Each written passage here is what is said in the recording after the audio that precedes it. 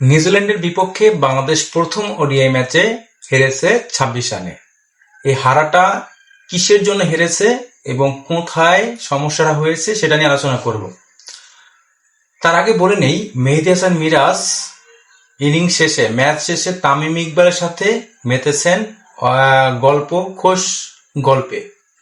তামিম ইকবাল সভাপতি হয়ে আসার পরে এটাই ছিল বাংলাদেশ নিউজিল্যান্ডের মধ্যে ম্যাচটাই ছিল প্রথম ম্যাচ যেখানে বাংলাদেশ প্রথমে টস হেরে ফিল্ডিং করে এবং ২৩৮ রানের যে টার্গেটটা দিয়েছিল নিউজিল্যান্ড বাংলাদেশকে, সেই টার্গেটে বাংলাদেশ তারা ২৬ রানের জয় পায়নি, পরাজয় হয়েছে।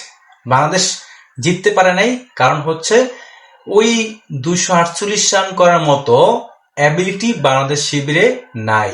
এই জন্য এখন বাংলাদেশের যে ২৪৮ রানটা করতে পারলো না, এই জায়গাটায় ঘাটতিটা আসলে কোথায় ছিল? বোলিং আপনারা যখন চিন্তা করেন যে বাংলাদেশ বোলিংটা মোটামুটি ভালো করেছে, শরীফুল ইসলাম অনেক দিন পর তিনি আজকে সুযোগ পেয়েছেন ওই যে মুস্তাফিজুর রহমানের রিপ্লেসমেন্ট হিসেবে। মুস্তাফিজুর রহমান তিনি ভালো বোলিং করছিলেন, শেষ মুহূর্তে তিনি চোট পেয়েছেন এবং যে কারণে তিনি একাদশের বাইরে চলে যান এবং সেক্ষেত্রে শরীফুল ইসলামকে ইন করানো হয়। সেই শরীফুল ইসলাম দারুণ বল করেছেন, ১০ ওভার বল করে ২৭ রান খরচ করে ২টা উইকেটও তিনি নেন। দারুণ বল করেন, তিনি ইকোনমিক বোলিং করেন। অন্যদিকে মিরাজ মোটামুটি চলে, আজকে ভালো বোলিং করেছেন, রিশাদ ভালো বোলিং করেছেন, নাহিদ রানা, তাসকিন আহমেদ, তারা নাহিদ রানা অনেকগুলো রান দিয়েছেন, তাসকিন আহমেদ তিনিও ৫০+ রান দিয়েছেন। যেই জায়গাটিতে ২৩৮ রানটা হয়ে যায় বাংলাদেশে নিউজিল্যান্ডের, সেই রান তারা করতে দুই ওপেনার তানজিদ তামিম এবং সাইফ হাসান। তানজিদ তামিম তিনি আজকে রান করতে পারেন নাই। তার ভেরি নেক্সট বলে শান্ত যখন আসেন, শান্ত কিন্তু প্রথম বলেই তিনি বোল্ড আউট হয়ে ফিরে যান। সাইফ হাসান ৩ রানের সময় একটা সুযোগ নিউজিল্যান্ডের ফিল্ডাররা মিস করেছেন, তিনি ওই ক্যাচটা ধরতে পারেন স্লিপে। সাইফ হাসানও ওই 50 দেখাটা পান না। যাই হোক, সাইফ হাসানের ৫৭ রানের ইনিংসটা ছিল অসাধারণ। তারপরে আসলেন তৌহিদ হৃদয়, একটা 50+ রান করেছিলেন, শেষ মুহূর্ত পর্যন্ত ছিলেন তিনি, মনে হচ্ছিল শেষ মুহূর্তে তিনি জিতে ফেলবেন, কিন্তু সেটা পারেননি।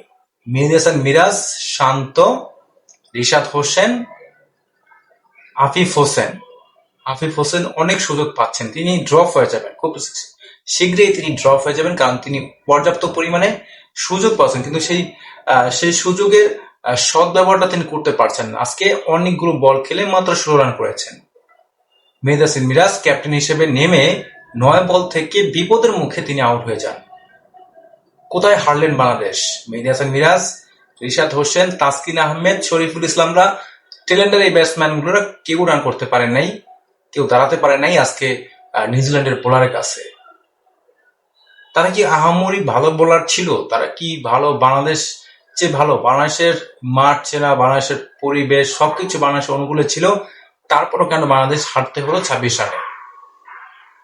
প্রেস কনফারেন্সের আগে যখন প্রেস কনফারেন্স হবে তখন তামিমের সাথে অনেক কথা হয় মেহেদী হাসান মিরাজের।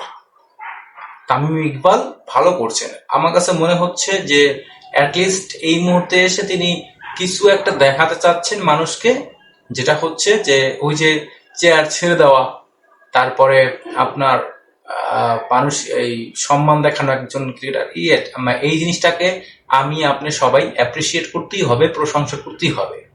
কিন্তু তামিম ইকবালের এই প্রথম ম্যাচটাই কিন্তু বিসিবি সভাপতি হিসেবে তিনি আজকে প্রথম ম্যাচে ছিলেন, সেটা কিন্তু বাংলাদেশ হেরে যায়। একেবারে যে আমাদের ৬ নম্বর ব্যাটসম্যান থেকে শুরু করে ৫ নম্বর ব্যাটসম্যান শুরু করে তারা প্রত্যেকেই কলাপস করেন। এই জায়গাটাকে ফাইন্ড আউট করতে হবে। আফিফ হোসেন দুর্বের চেয়ে অন্য প্লেয়াররা ভালো খেলতে পারেন, ভালো আছেন এখানে, তাদেরকে দেওয়া হয় না সুযোগ। সৌম্য সরকারকে সুযোগ দেওয়া হয় না, লাস্ট ম্যাচে তিনি ৯২ রান করেন, তারপর তাকে সুযোগ দেওয়া হয় না। কোথায় হারলে বাংলাদেশ?